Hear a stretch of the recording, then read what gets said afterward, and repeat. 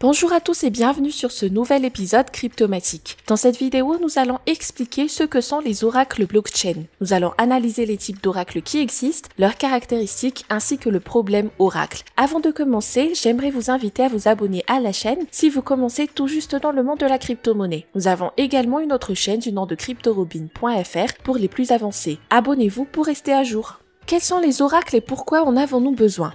La blockchain et les smart contracts sont des systèmes fermés. Les contrats intelligents en chaîne ont besoin de données en dehors de la blockchain pour utiliser des applications du monde réel.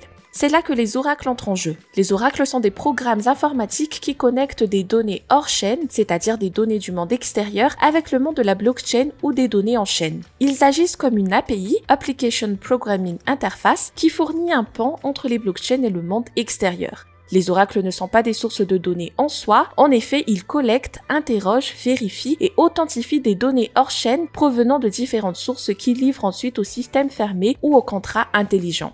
Les données transmises peuvent concerner des paiements, des informations sur les prix, les conditions météorologiques, la température d'un capteur, etc. Oracles entrant et sortant. En fonction du flux d'informations entre eux et leurs sources, les oracles peuvent être de deux types, entrant et sortant. Les oracles entrants fournissent des données hors chaîne ou du monde réel à la blockchain, tandis que leurs homologues sortants transmettent les données de la blockchain au monde extérieur. Grâce aux oracles, les données peuvent ensuite être intégrées ou transférées en extérieur. Voici un exemple d'oracle entrant. Une personne veut acheter un actif lorsqu'il atteint un certain prix. Le prix souhaité est verrouillé dans un contrat intelligent. L'oracle fournit des informations sur les prix et lorsque le prix fixé est atteint, le contrat intelligent passe un bon de commande. Exemple d'oracle sortant, un contrat intelligent peut être programmé pour déverrouiller une serrure intelligente dans le monde réel si un paiement cryptographique est reçu à une adresse de portefeuille cryptographique spécifique. Le contrat intelligent envoie ces informations via un oracle sortant à un mécanisme qui déverrouillera ensuite la serrure intelligente. Oracle hardware et software. En fonction de l'endroit où ils obtiennent leurs données, les oracles peuvent être classés en hardware et software. Les oracles software obtiennent et fournissent des données à partir de services internet tels que des serveurs, des bases de données et des sites web. Ils peuvent fournir des informations en temps réel, par exemple les fluctuations de prix et les taux de change. Les oracles hardware reçoivent des données de dispositifs de lecture d'informations tels que des capteurs de mouvement de caméra et des scanners de code barre. Oracles centralisés et décentralisés. Les oracles qui reposent sur un seul fournisseur de données sont centralisés et agissent comme un seul fournisseur de données pour un contrat intelligent contrôlé par une entité. Les décentralisés, en revanche, interagissent avec plusieurs sources de données sans être contrôlés par une seule entité. En plus de ces types d'oracles, il existe également des oracles humains. Les personnes possédant des connaissances spécialisées dans un domaine donné peuvent collecter, vérifier et valider des données pour les contrats intelligents. Le problème oracle.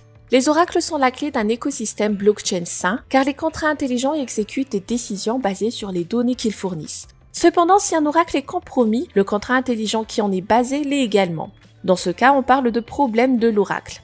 Les oracles centralisés sont contrôlés par une seule entité et représentent un point de défaillance unique. Par conséquent, la sécurité d'un contrat intelligent pourrait être compromise. Il est important de rappeler qu'au sein d'un système, un single point of failure ou point de défaillance unique est une partie du mécanisme qui, s'il tombe en panne ou est défectueux, entraîne l'arrêt de tout le système.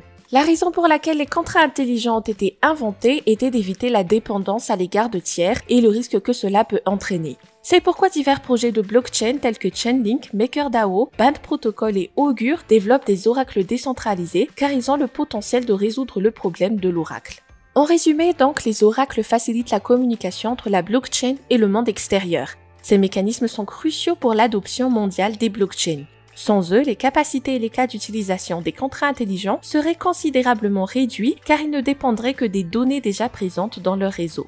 J'espère que la vidéo d'aujourd'hui vous a plu, mais si vous avez encore des questions sur le sujet, n'hésitez pas à nous le laisser en commentaire. C'est tout pour aujourd'hui, n'oubliez pas de vous abonner à la chaîne Cryptomatique si vous souhaitez rester à jour sur les derniers concepts du secteur de la crypto.